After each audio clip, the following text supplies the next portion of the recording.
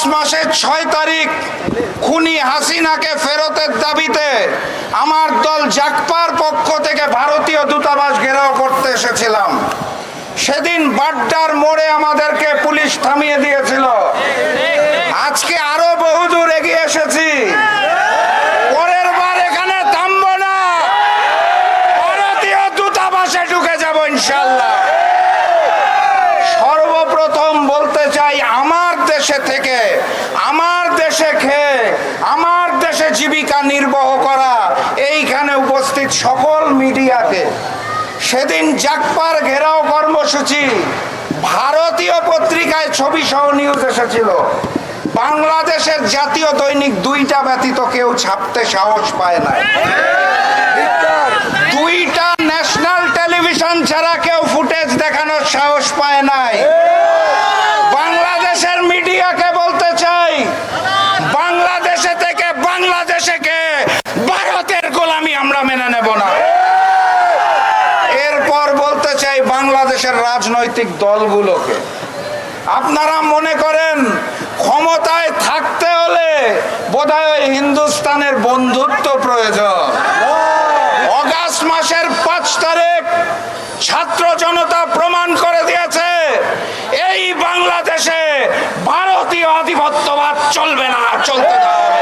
বাত ব্যথা, প্যারালাইসিস কিংবা আর্থ্রাইটিস, আধুনিক ফিজিওথেরাপি ও পুনর্বাসন চিকিৎসায় নির্ভরযোগ্য নাম ডিপিআরসি।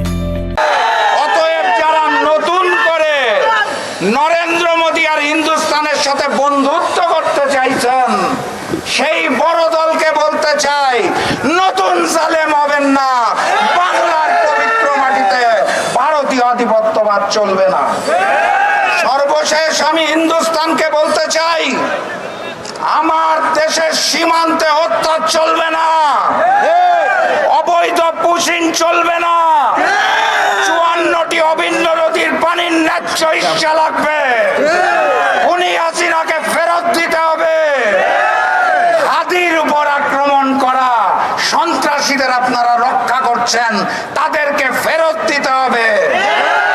দ্রুততম সময়ের মধ্যে ফেরত না দিলে, আপনারা নাকি 71-এ আমাদের সহযোগিতা করেছেন, আমরাও মুক্তিকামী 7 সিস্টারকে সহযোগিতা করতে চাই। 71-এর যদি কোনো ঋণ থাকে আপনাদের কাছে, সেই ঋণ এবার পূরণ করতে চাই। 7 সিস্টারকে স্বাধীন করে